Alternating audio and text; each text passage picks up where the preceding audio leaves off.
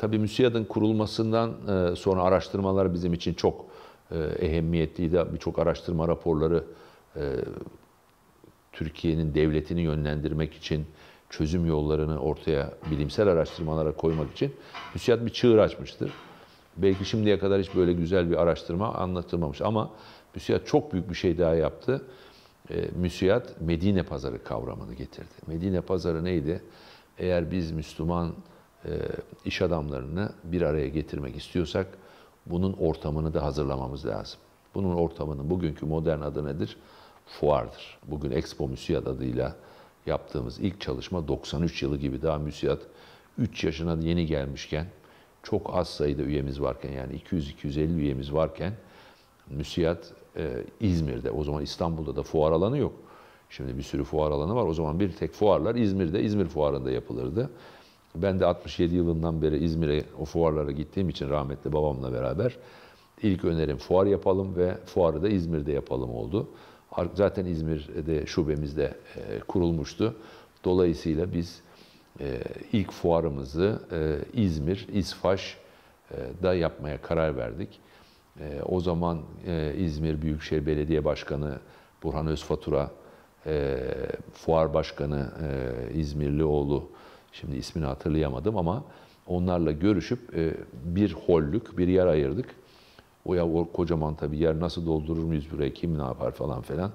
İşte oraya bir standart standlar, bu 9 metrekarelik standlardan ayarladık falan.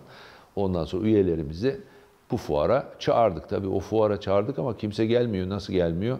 Yabancı insan davet etmemiz lazım. Yani işte birkaç kişiyi zar zor fuara getirdik.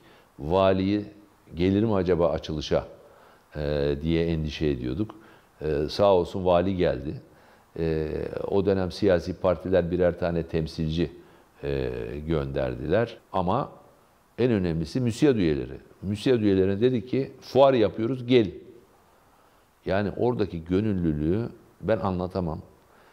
O kadar az üyemiz olmasına rağmen 110 tane MÜSİAD firması, neredeyse üyelerimizin %50'si arabasına malını dolduran, efendime söyleyeyim, fuarı hayatında fuar ne demek bilmeyen insanlara telefon edip fuara gelinecek dedik. Bir arkadaşımızın anısı var mesela bu konuda. Abi diyor, fuara gelecek dediniz, ne yapacağız fuarda? Malları getir, tamam dediler diyor. Vallahi yükledim diyor arabanın arkasına. Gece vakti sabahın 2'sine kadar yol geldim ama kamyonlar devamlı üzerime arabayı sürüyorlardı.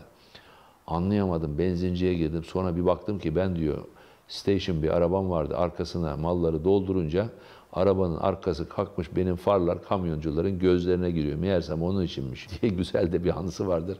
MÜSİAD'ın ilk fuarında az daha kamyoncular beni ezecekti abi diye. Böyle güzel bir anısı vardır. Sonra ne yaptın dedim, fuara getirdik. Kartları yok, katalogları yok, resimleri yok. Kartım var mı diyorum. O ne abi diyor. İşte afişim var mı? Abi vallahi bizde afiş ne arar diyor.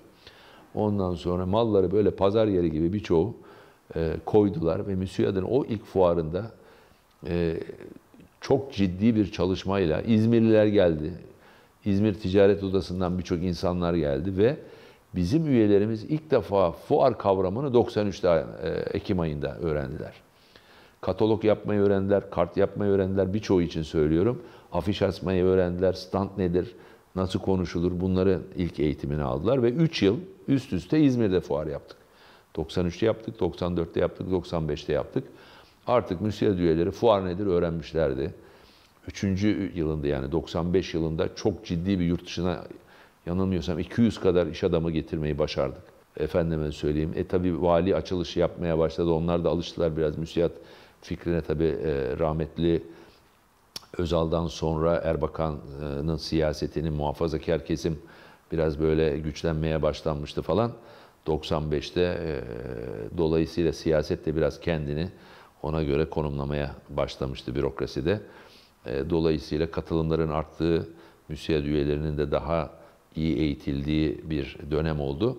Ve 96'da İstanbul'daki fuarımızda artık standlar, kartlar, işte tasarımlar vesaire gibi gerçekten uluslararası normlara yaklaşan bir seviyede eğitimini tamamlamış bir MÜSİAD üyeler grubu oluştu. Ve Allah'a şükür o günden bugüne Müsiyat fuarları devam ediyor.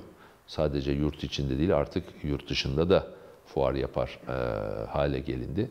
Dolayısıyla bu resim, bunun başlangıcı olması hasebiyle 93 yılının Ekim'ine ait olan bu resim çok güzel bir resimdir, hatıradır.